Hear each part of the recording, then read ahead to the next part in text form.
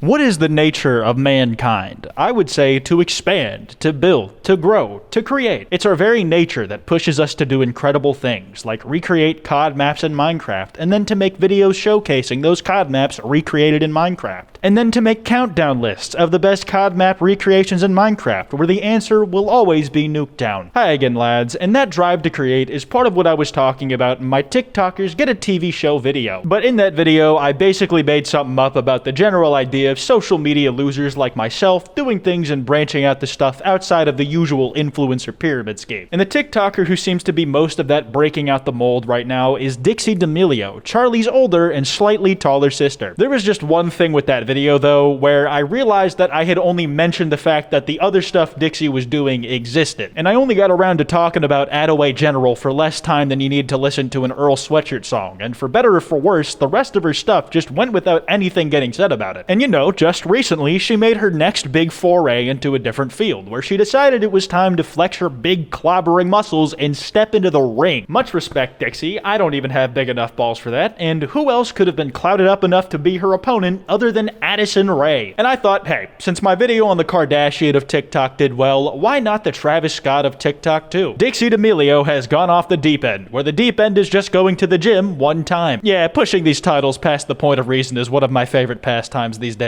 But enough waiting, let's watch these girls try and rearrange each other's faces before I forget where I am again. But stop moving before you get hurt. I have something to tell you about, and it's this video's sponsor, Mischief. Mischief is easily the weirdest company I have ever done an ad read with. Do y'all remember Mr. Beast's ketchup on pizza crazy figure out the app challenge? Yeah, they were the insane clown posse behind that battle royale. The best way I can describe them is that they are a drop company, with new drops coming out every 2 weeks, except every single one of the drops is weird as hell and no two are ever the same. They do both physical and digital drops, one of the physicals being the Mischief box, which somehow has more choices to it than the SATs. You could either open the box and keep what's inside, which could range from anything like a single stick of gum to a Rolex watch, or keep it closed and send it back to get $1,000. Another one I really like, for undisclosed reasons, was the feet pic generator, where you send a text to a bot that will send you a pic of AI-generated feet back. The pictures aren't real, but what it makes you feel is. Mischief drops sell out in literal seconds, so being on your A game is important, and people who download the Mischief app find out about drops first, which not only gives you early access to that stuff, but gives you bragging rights to your friends for finding out about the cool thing before them. On top of that though, there are secret drops, which you can only get if you have the Mischief app, meaning you're seeing stuff from them that nobody outside of the app is. One of those secret drops is the Mischief Mag, where you can learn some really weird stuff. Like, I don't know, the time they taught readers how to steal money from companies by scamming their billing departments? So get the app from the link in the description or at mischief.com. That's MSCHF.com, so that you don't miss out on when they auction off a life-size pterodactyl they built out of Legos. I made that shit up, but they actually might do something like it. That's just kind of where they're at as a business. I genuinely think what Mischief is doing is cool, so if you guys are looking for something new or interesting to check out and want to support the channel, give them a look. Okay, now we're gonna watch them fight. Hi. Hey, nice to meet you. Good, how are you? Hi. Hey, nice to meet you. Nice to meet you.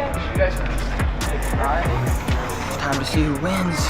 Ooh, that's the voice of a defeated man. For those of you out of the cool kid loop, that's Ryan Garcia. He's an actual undefeated professional boxer and has some accolades to his name, but he's best known for being friends with Jake Paul, something that would be enough to make any normal person collapse into tears like Ryan looks like he wants to. But hey, it seems like he's trying to break out of that Team 10 mold and get in with some other influencers as well, so good for him. I just want you, the viewer, to know that it's a theme that he looks like he'd rather be anywhere else except for where he is for the entire video. I can just imagine his manager shouting at him, "You're gonna teach these scrawny TikTok kids how to fight, and you're gonna like it. You know why? Because you're getting a fuck ton of money for it, and I'm taking most of it from you for my cut."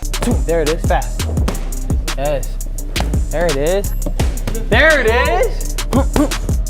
Ooh. Dude, Addison's got the Smash Bros wind up on that last punch, just held it behind her for a bit like she's on her Mario Bros shit. I'm glad she's been doing her fighting research though, drawing inspiration from some of the greatest not real combatants of our lifetime. There it is.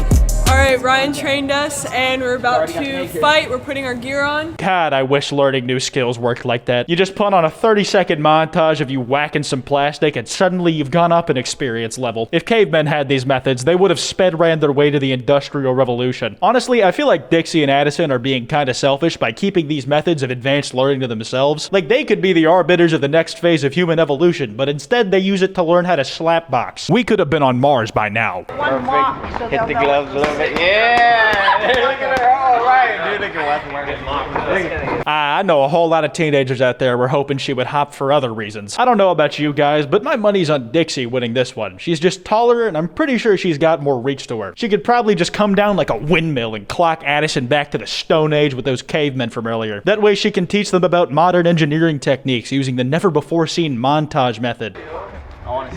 We got a good fight planned, so be careful.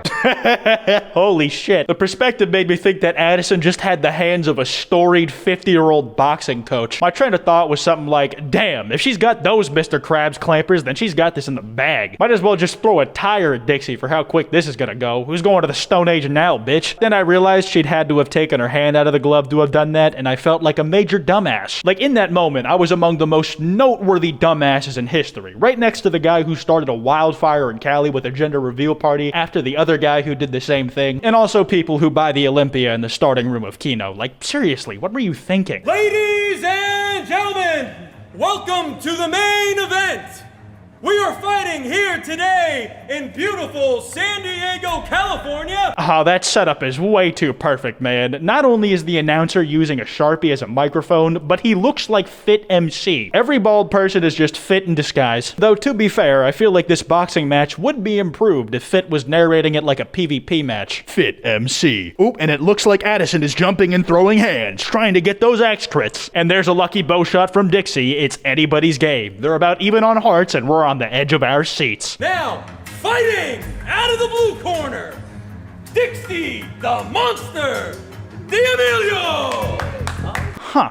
The monster, you say? I'ma be honest, I've never seen a horror movie villain walk all daintily like they're coming down the aisle for their wedding. But hey, pushing the boundaries and redefining what it means to be a monster. From cold-blooded killer and eater of intestines to TikTok star. We're all about progress here. And her challenger, fighting out of the red corner, Addison the Bad Bleep Ray.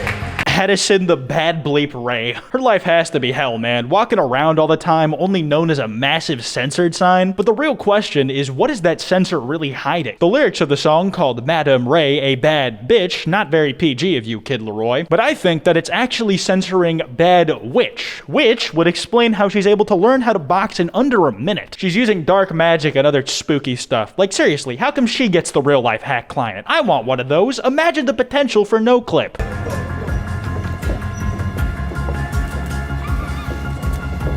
Addison is really going all in with the Smash Bros technique, huh? Just think about punching, hold it in for a second, let your fist vibrate a little bit, and when you're about to let it out, it's already too late. The other guy's already comboed you off the stage by now. It's a picture-perfect smash attack. I know I'm nervous. I want to make sure that there's... She hit me in the face. You hit me in the nose. Wait, what? What do you mean she hit me in the face? Like, no shit, that's the point. I'm just saying, you shouldn't have hopped in the ring if you weren't ready to break a collarbone. It's like a wishbone, except instead of breaking it with someone else hoping a wish comes true, you have your coach come over to you and bonk that bitch right there with the hammer. It hurts so much that being punched feels like nothing.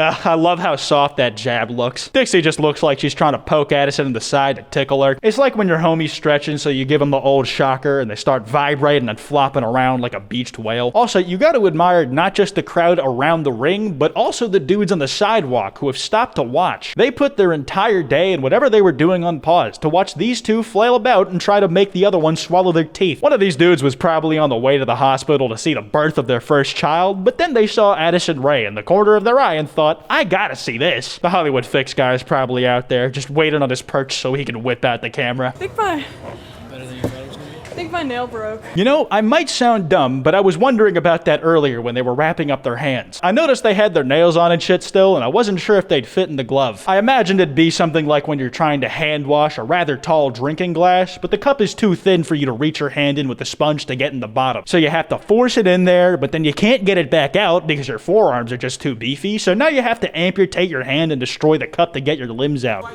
lost the shit. Saved by the bell. So you say saved by the shoe. Are you fucking kidding me? They're wearing matching Yeezys. I thought all of them wearing the same Gucci Aces and the one TikTok with Ninja was sorority cult of them enough, but I guess it turns out they're coordinating outfits with each other at all times. Most people would be embarrassed if they came to work and were wearing the same shirt as one of their coworkers. Back in school, if you did that shit, you felt like a total loser and got beaten until you were in the shape of a basketball where they started shooting three-pointers using you as the ball. But Dixie and Addison? Nah, they wouldn't be caught dead wearing different shoes. Not even in the rain. It's coming a little aggressive. I don't like it. It's kind of dirty. Go for a low blow. Hey, if you want to win, your TikTok reputation is on the line right now. And you're going to let her beat you? Come on now. Motivation. Oh, I absolutely love what Ryan's playing here. He's coaching both of these girls and switching between their corners, riling them both up. He says to Addison, yeah, she's a little bitch. She won't stand a chance when you come swinging with them hammer arms. And then he speeds around the ring, switches hats so he becomes a different person, says to Dixie, she's playing dirty, getting aggressive. You can't just take that. You gonna let her do that to you? Get up, beat her ass. It's like having alt accounts on Discord. You're just a sleeper agent ready to play both sides. Lined up. Boom. I'm in this with you, Dixie. There it is. We won! We're the best! We're the champ! You know, that was kind of fun to watch, but I feel like nothing happened the whole time. It was like a COD custom lobby. They just had headshots turned off or something. Like, boring. I'm trying to see somebody get a concussion, man. Instead, all I got was this mess of arms trying to push the other ones out of the way so they can get some body shots in. The most you'll get out of that is some vomit, which is not nearly as fun as head trauma. I love you. Thanks for having me. Thank you. Look at Addison, so gracious and thankful while wearing the face of someone who could go another 3 rounds. She definitely was not done with Dixie yet. She's probably mad the ref broke them up so soon. I bet she's got like a laundry list of shit she's still gotta work her anger out for. All right, everyone, judges' scorecards are in. First round, we have 30-27 Dixie. Second round, 30-27 for Addison. And the final round we have scored at 30-30 in a tie. Both of you guys are the champs? Split in half. That's horseshit. Addison won that match fair and square. It's just like KSI versus Logan 1. It's rigged. I'm just saying, if the match kept going, Dixie would have gotten laid out for sure. Addison was robbed of the dub. They all squeeze into the belt together for what will be a killer insta-pick, and then Ryan's like, not without me, you fucking don't. I did not waste a day of my own trading to not get that pop tag. And he squeezes in that bitch anywhere he can manage. I don't blame him. It's exactly what I do, even if I wasn't involved with what was going on at all. Been the source of more than a few restraining orders. Thank you guys so much for watching. Don't forget to check out Ryan's channel to see the video of us training. And it was awesome. Yo, shout out the nails for being more resilient than cockroaches and nuclear fallout. After all that punching and suspected potato chipping, they're the most intact thing in the fight because goddamn, I know those egos are bruised. Get ready for part 2 of the fight. Undercard for Mike Tyson. Woo! Thanks guys for watching. Bye. Also, I feel like a dumbass again because for the second time this video, I didn't realize that those weren't actually the person who's talking's hands. It's not my fault this time though. They were trying to trick me. And just like they coordinated the white shoes, they coordinated having the same nails too. That is, having them at all. This is like trying to make a video on clone troopers, man, okay? Anyways, that's gonna do it for the TikTok fisticuffs for today, so I'm gonna wrap this video up here. Once again, thank you to Mischief for sponsoring this video. Be sure to check them out in the link in the description below. If you enjoyed, be sure to drop a like and subscribe with them notifications on. Remember, don't go out giving grief to anybody I talked about in today's video. It's just like not helpful at all. You can follow me on Instagram at kwite.png, on Twitter at Kwite, and on TikTok at KwiteTikTok. Anyways, this has been Kwite, and I will see you guys next time.